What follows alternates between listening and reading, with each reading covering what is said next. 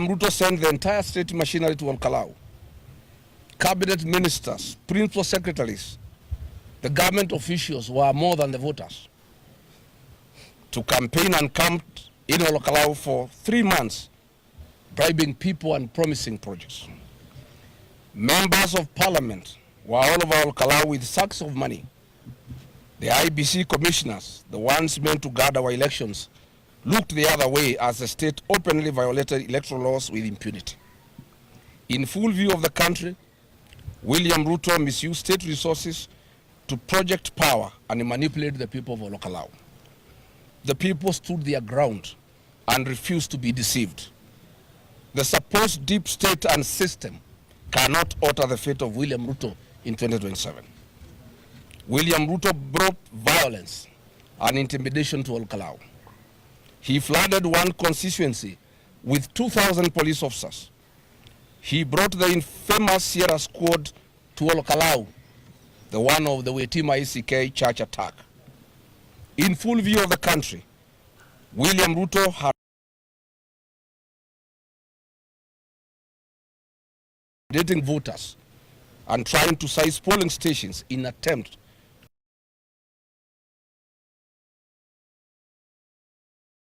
waged war on his own citizens, attacking innocent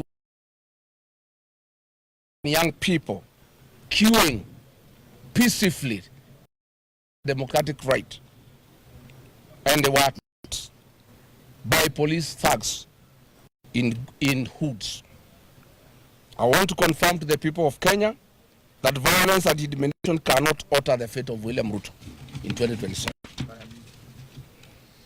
To the people who fear William Ruto's ruthless nature and what he is capable of, I ask them to be at ease.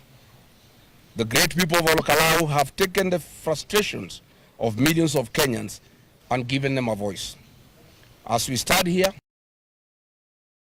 the general election, it is now clear beyond reasonable doubt that none of Ruto's dirty money, none of his capacity for violence can stand the test of a determined electorate.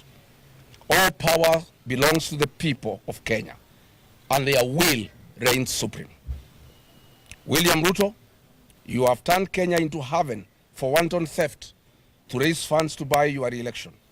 You have turned our country into a playground for goons and death squads to intimidate Kenyans into compliance for your election. Through all Kalou, the people of Kenya have given you their reply. Here, but no further. William Ruto, today marks the beginning of your retreat, and it is a journey with only one destination, one term. Yesterday was a tipping point for this country. The residents of Kalou came out in overwhelming numbers to make their voice heard. We owe them our deepest gratitude for their dedication, their commitment, and above all, their resilience. However, we cannot celebrate this outcome without fully addressing the circumstances under which the election took place. The impunity of the government must be named and it must be condemned. Violence was the order of the day. For avoidance of doubt, the violence was perpetrated entirely by the state. Photos and videos of masked armed men terrorizing voters are now in public record. This was Nairobi Sierra, the very death squad responsible for abductions of Gen Zs. The same squad that has been attacking churches across the country. Yesterday, this squad, together with goons and plainclothes police officers, stormed polling stations in a coordinated attempt to disrupt the counting. Amid the chaos of tear gas and gunfire, they intended to overturn the will of the people. The 2,000 police officers deployed under the pretense of keeping order and preventing violence stood idly by and did nothing to intervene. It was the ordinary people who stood strong. Unarmed and unprotected, they held the line against men with guns and defended their polling stations. We must commend the people of Kalou. They refused to back down in the face of terrible and extreme violence. History will remember their courage. However, this courage came at a devastating cost. It is with profound sorrow that I must inform the people of Kenya that this violence claimed a life. James Muigai of Vehote Village, Kiabaga Ward, was shot and killed by the policemen sent by William Ruto. William Ruto managed to kill 20 people are in hospital with gunshot wounds and head injuries after being attacked with truncheons by the killer police squad sent by William Ruto. I must say that we are shocked that William Ruto sent policemen to kill people, to maim them, be forgiven by our people. These rogue policemen raped our women, elderly women, middle-aged women, and young girls. So far, 68 women have reported to us that they were raped by the hooded thugs sent by William Ruto. Yet they cannot report the attacks to the police because they were raped by the policemen. I want to say, William Ruto, you have crossed the red line. Raping our women is unforgivable, and you shall pay for it. Yes. You shall pay for it. Yes. And as they raped the women, they maimed them, telling them that they must know that William Ruto is the president of Kenya, and they can do whatever they want and nobody will take them anywhere. Given this tragedy, there must be accountability. It would be inexcusable not to call out the people responsible for this. It is important for the people of Kenya to know exactly who the architects of this bloodshed be allowed to continue to hide in the shadows. The killer gangs were authorized by the Minister for Goonism and extrajudicial killing in Kenya. These police units operated in Kalou yesterday. There were 3 groups. One was commanded by Madeira Member of Parliament Eric Wamumbi and his wife Betty Maina, the women rep for Muranga. The second squad was commanded and taking orders from one Dennis Itubi.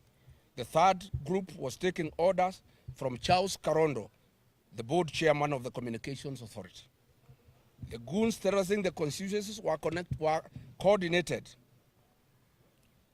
by Nakuru Town East Member of Parliament David Gekaria, Kiambu County Women's Representative Anne Wamuratha, the Nyandarua County Women Representative Faith Gitau, Kiambaa Member of Parliament John Kawanjiku, nominated MP Sabina Chege, Bahati Member of Parliament Irene Joki, and Bere North MP Mr. Wamudhende. The financing of all the violence that took place in Kalou was coordinated by Kimani Ichung'wa, who was collecting money from William Ruto and giving the money to the teams on the ground. All of it was done under the express authority of William Ruto, who was giving the money and who okayed the attacks on the population and the raping of women, and with the operational support of Kipchumba Murkomen. So when Murkomen promises an investigation into men wielding weapons that only the police has access to, you ask yourself, how stupid does he think Kenyans are? He wants us to believe automatic rifles paraded openly in a constituency packed with 2,000 police officers went unnoticed by security agencies for over 12 hours. It is insulting that he thinks anyone can believe that. If Murkomen has called for an investigation, he must call for an investigation into his own person because he is the one who authorized these attacks in Kalou. As we speak, the DCI Kalou arrested our young people, the Gen Zs, on trumped-up charges.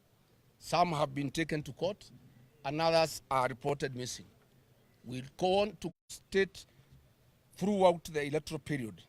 They have said nothing. The returning officers, the presiding officers, and the clerks did a commendable professional job. The commissioners have proven they cannot be trusted.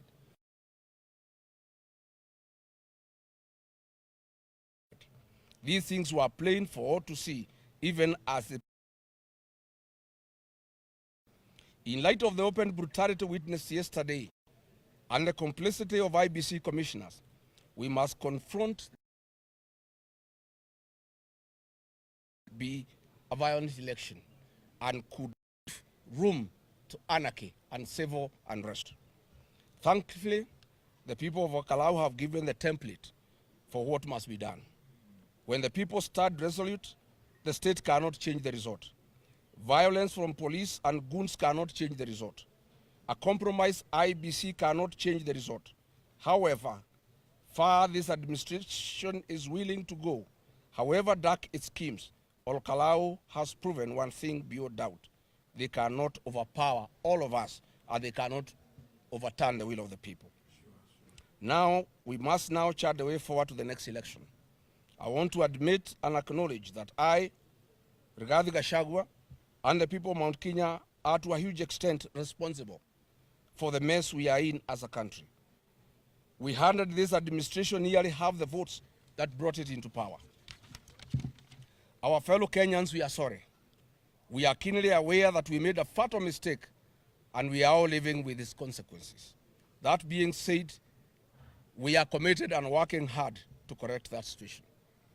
William Ruto came to power with 7.1 million votes across the country.